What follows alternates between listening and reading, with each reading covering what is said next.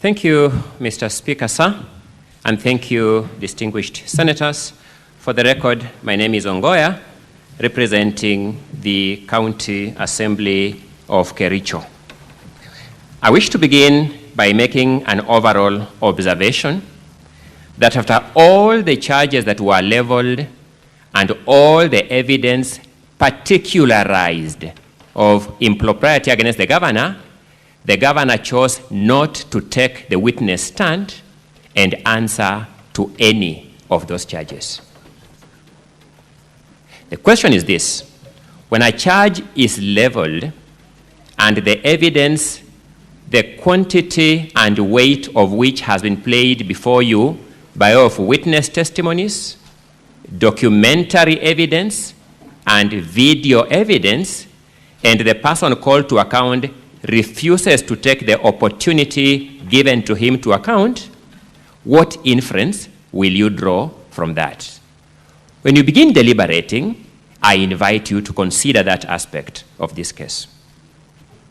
Having said that, there are certain matters that arose in the course of clarification by senators that I wish to address myself to as part of these closing submissions. We stand here as lawyers, Mr. Speaker, sir, distinguished senators, as people who have to offer guidance on the harmony or otherwise between the evidence on record and the law established. The conclusions to be drawn from that evidence on record and the law established are purely yours as judges, and as participants in the justice process, we have no choice but to accept your verdict unless one pursues any other option known to law. So two questions arose, Mr. Speaker. Distinguished Senator Onyonka presented to the expert witness a question in the form of that both the passwords and the usernames to this system were made accessible to all MCAs. Mr. Speaker, sir, let the Hansard record me as saying that there is no such claim made by any witness before this assembly.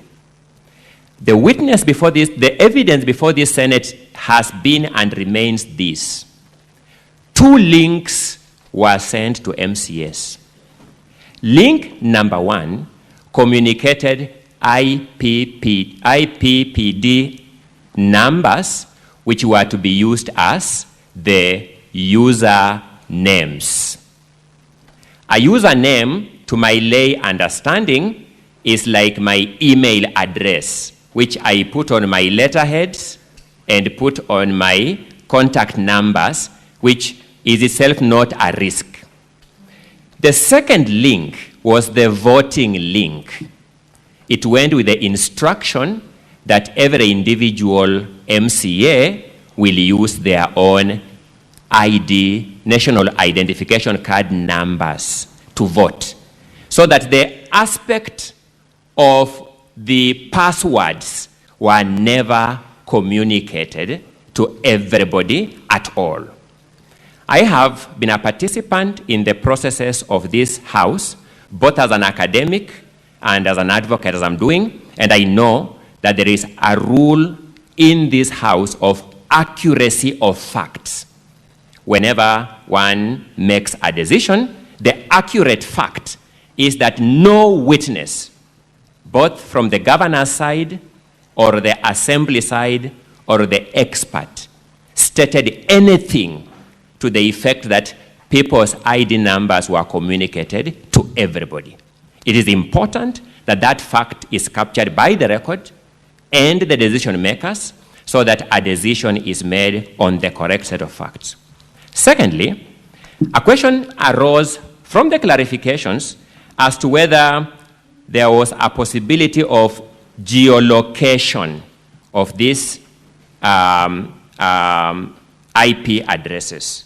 I can do no better, because I am no IT expert and cannot pretend to be one, than to look at this Senate's own appointed expert. At page 13 of that expert's report, is IP address lookup. Page 13 of that is IP address lookup. Then it says geolocation data from. Then there are some details there, but I'm interested in the country, Kenya, region, Kericho. I do not know what conclusion you can draw from that because I am no ICT expert, but the only evidence available to us shows some geolocation of this IP address to Kericho. I thought that is an important question for you to take into account. Allow me to then address the question that has now emerged as the question of the voting process. And let me observe this. Number one, whereas this House is not strictly bound by rules of evidence, this House, in fact, applies rules of evidence, by which I mean it does not completely disregard rules of evidence. That is why witnesses swear their affidavits as required by rules of evidence. Witnesses take the witness stand and are sworn as required by rules of evidence. Witnesses are examined in chief as required by rules of evidence. Witnesses are cross-examined as required by rules of evidence.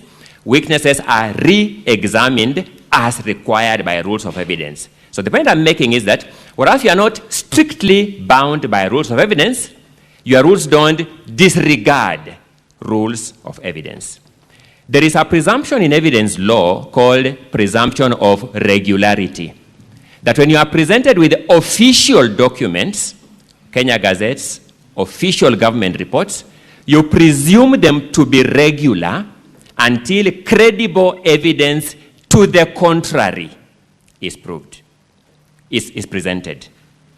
The County Assembly has presented you evidence of 33 MCAs voting for the impeachment of this governor. The County Assembly has given you an expert witness who has said, as far as is concerned, these 33 MCAs voted for the impeachment of this governor. The governor has presented an expert here. That expert has not controverted that factual content of the official document, the Hansard, that in fact 33 MCAs voted for this governor. This Senate, faced with those two witnesses, has called its own ICT expert. That ICT expert has returned a verdict that from the information available to him, in fact, 33 MCAs voted for the impeachment of this governor. It forces, therefore, it demands, therefore, us to conclude that no evidence has been presented that challenges the Hansard of the County Assembly and the resolution of the County Assembly that 33 MCAs voted for the governor. Let us look at the attempts to challenge that position. First, the records will show you that the governor's claims before you were premeditated claims. He entertained these claims in advance of the voting process. His advocate is captured in the Hansard of the County Assembly saying, we know that people have voted for or will vote for 4 members of the County Assembly. This was said in advance of the voting. Let us look at this carefully. An MCA comes and tells you that 18 MCAs left their phones in the car. The MCA who came here, Honorable Anita Mibei, confirms she had her phone inside the chamber. It means the allegation that these MCAs left their phones inside the car is not worth of any credit. That's what it logically means. She introduces a new nuance of her phone going off, which was not contained anywhere in the affidavits she presented before this house. All MCAs who came here confirmed that they were all in the house. All the 47 MCAs were present in the house. All the MCAs were given an opportunity to vote. The Speaker announced that all of you have an opportunity to vote, and here is the voting method. And if any one of you has difficulties, go to the gadgets presented to you by this assembly and be assisted to cast your vote. No MCA says, I attempted to cast my vote as guided and anyone frustrated me. No MCA says so. The governor makes a claim that 4 MCAs did not in fact vote. The system returns them to have voted. One of those 4 MCAs comes before you with another affidavit. She's called Edna, and says, in fact, the contents of the other affidavit is wrong. In fact, I voted, and in fact, I never signed the other affidavits. What is the net effect of this development? The net effect of this development can only be one: distinguished senators, and that is the claim that these 4 MCAs did not vote is not believable. That's the only conclusion you can draw. So, let us face this. The governors, I'll come to that in a short while and I'll begin analyzing those witnesses one by one. But let me address you on the lack of logic in the totality of the governor's case theory. There were 47 MCAs entitled to vote in Kericho County Assembly on the 15th of August, 2025. If you believe, as the governor believed, and as his council believed, that someone voted for you with your credentials, the logical thing is to attempt to log in with those credentials and say, I was unable to log in because somebody had already used them as passwords to log in. That's the logical thing. The other logical thing, if you believe that the system was capable of double voting, is to log in and vote yourself. Because once you log in and vote yourself, and somebody else has double voted, the system will return more votes than the registered voters. That's the logical thing. So I do not know, Mr. Speaker, sir, distinguished senators, whether we have a case of imprudence or dishonesty on the part of these witnesses. But I want you, when you consider this matter in your own debate, to tell me how somebody will fail to take advantage of these 2 possible and irrefutable evidence creating acts and come and present another one to tell you, I did not vote. And let's face it. These are the very MCAs you saw by your own clip. The governor's council at the assembly telling them, stand up and demonstrate you will vote support the governor. One of them says they had met the governor earlier and they had agreed on that position. First, that is legislative impropriety. Will you believe a representative of the people who confesses to have engaged in that conduct? I am inviting you to find the overall conduct of these people to be not worth of your credit. But let me point out something else. Mr. Peter Wanyama, advocate for the governor, says, in fact, he logged into this system twice and voted. The county assembly's expert has not seen that login of his. The governor's own expert today has confirmed he didn't see that login by Peter. The independent expert by this house has confirmed he didn't see that login by Peter Wanyama.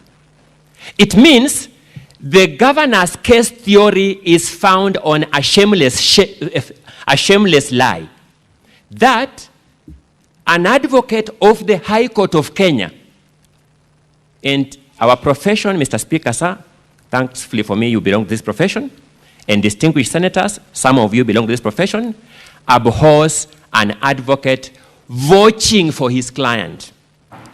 An advocate presents evidence as presented by witnesses and the law established. But if the advocate himself can take the extreme stance taken by Mr. Peter Wanyama, Lead Counsel, to present a factual wrong that he logged in this system and voted, a fact which his own witness says, I didn't see it in the logs, a fact which the independent witness of this house, the expert, says, I didn't see that in the logs. A fact which Mr. Peter Wanyama himself was unwilling or unable to take the witness stand and be cross-examined on. I invite you to draw a conclusion that there is enough evidence that the governor was willing to go to any extent to deceive this house, that this voting process was in fact compromised. Let's face it, distinguished senators. Every system, ICT or otherwise, can be made better. Any system can be made better. Banks work on ICT system, and many other systems now, operations work on ICT systems. Whether they medical systems, be they aviation industry systems, and all other systems. Each one of them can be made better. The fact that the system adopted by the County Assembly of Kericho can be made better is not a basis for invalidating that which it has done. The only basis for invalidating that which it has done is credible and irrefutable evidence that the system was in fact compromised, not capable of being compromised. No single witness before you has brought that evidence that this system was in fact compromised. Learned Senior Counsel, Mr. Katwa Kigen, I would reiterate, Mr. Speaker, sir, one of the most courteous counsel that I know, one of the most polite counsel I know, and a mentor to many young lawyers that I teach, came here and this, in his opening remarks, which are captured at page 25 of Wednesday this week morning, observes that this site was pulled down, and in a response to the PO, it was brought up again. The logs by these witnesses would have shown that act of pulling down the site and re-uploading the site. Not the County Assembly's witness, not the governor's witness, not the independent witness of this Senate has captured that log of interference with this site by pulling it down and re-uploading it. I am reiterating a simple and straightforward case that this evidence shows that this governor could go to any extent, including getting senior and reputable counsel to present factual inaccuracies before this Senate just to achieve the termination of these proceedings on a technical objection. As you vote on this issue, I beseech you to debate these questions, and if you reach answers contrary to these submissions, I will leave with your verdict peacefully. If you reach a verdict that conforms to this verdict, once again, I will be able to live with it peacefully. Look at how the county governor's council stood before the county assembly and the governor himself and commandeered, assumed the speaker's role, commandeered the MCAs stand up. What had they done to those MCAs to assume that kind of control over them? I am not sure that if I stood before here and commanded these senators to stand up in direction, they will take it seriously, however persuasive my case. What had they done to them? Between this system that provided some form of privacy for the individual MCA and the so-called roll call system, in that context of this governor and this advocate commandeering MCAs on record, which one would have guaranteed better integrity and independence of decision-making by this assembly? It is expected that any MCA who took advantage of that semblance of independence and voted for this motion, having been earlier intimidated and commandeered, may consider stating that they had not voted. In the next few minutes, let me reflect on the question raised by the majority leader on the 3 MCAs. For starters, distinguished senators, there were 4 who took that position as represented by the governor.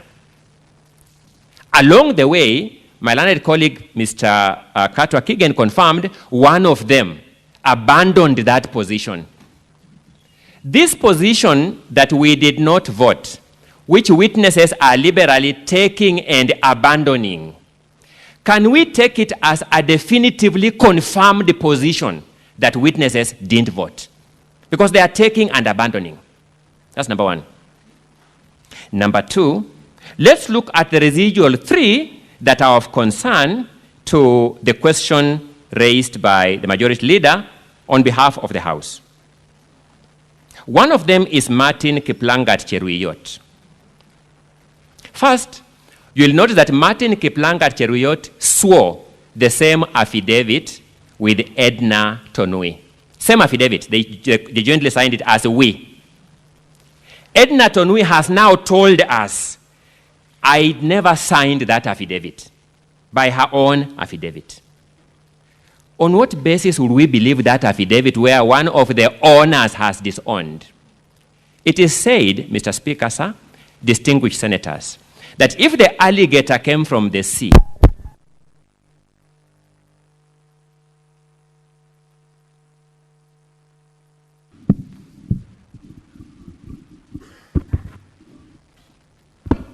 systems do this. An expert told to audit this system can recommend some things that can make this not to happen. It does not mean that what we are doing here is invalid.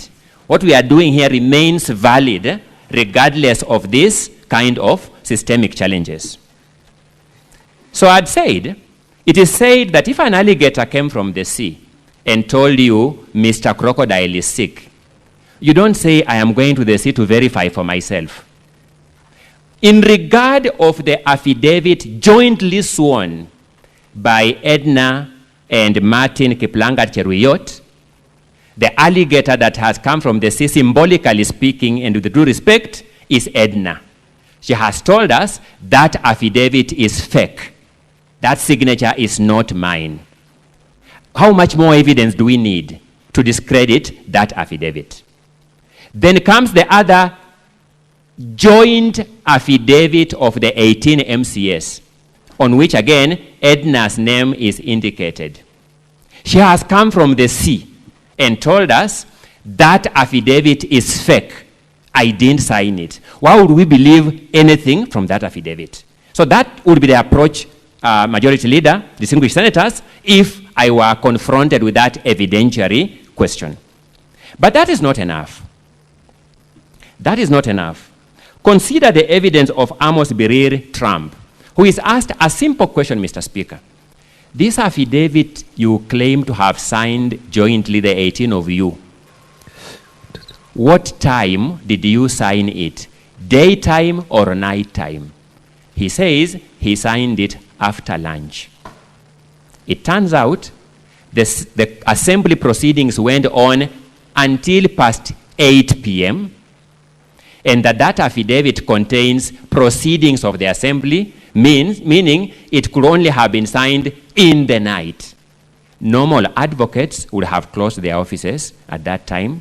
They would tell their clients to come back tomorrow. Can we believe that witness who says those things? I say this because what is before you is whether you have credible evidence to disturb the presumption of regularity of the county assembly's Hansard and resolution as communicated to you. Let's then look at this Amos Birir, the Trump. He came here as an old man, stated his age, and initially looked very credible, even to me, initially. When confronted by learned colleague, Mr. Mutuma, in cross-examination, I do not know what your assessment of him was. Let me just say, in my assessment, he struck me as an old man, yes, but not very honest. Simple facts as to whether he has an internet-enabled phone, whereas his affidavit gave us an impression that he had no internet-enabled phone, he was on WhatsApp. In fact, that number, which he said was in the phone he was carrying in this house, was itself on WhatsApp. I do not know how much more credibility you can give such a witness. He needs redemption in the area of credibility. If you sought my opinion, the verdict belongs to you as whether you would believe him. A witness called Hilary Kibet Bosuben confirmed that he had a laptop supplied to him by the county assembly. He confirmed to him that he used this integrated system. Remember, voting is just one of the components of this system, but this system discharges multiple other functions. He used this same system to make his requisitions for payment of allowances for committee sittings, to register his attendance at committee sittings. It's these same people who use this system to register their attendance in committee sittings who are saying they have never been trained on this system. Fortunately for us, none of them claim to be missing out on their sitting allowances because of this system. It's enabling them in their bread and butter matters. It is only when voting is concerned that they draw the line. I then pose the question, are these the people, distinguished senators, whom you will say that you believe them that they didn't vote? Because to disturb the verdict of this assembly, you must reach a conclusion that, in fact, these people did not vote for the motion. At that juncture, credibility becomes the most important question. As you consider this motion, distinguished senators, remember Geoffrey Bett. Geoffrey Bett appeared before you as a person living with a disability, a mobility-related disability. He poured his heart out to you. He told you, I have come before you as part of my healing process.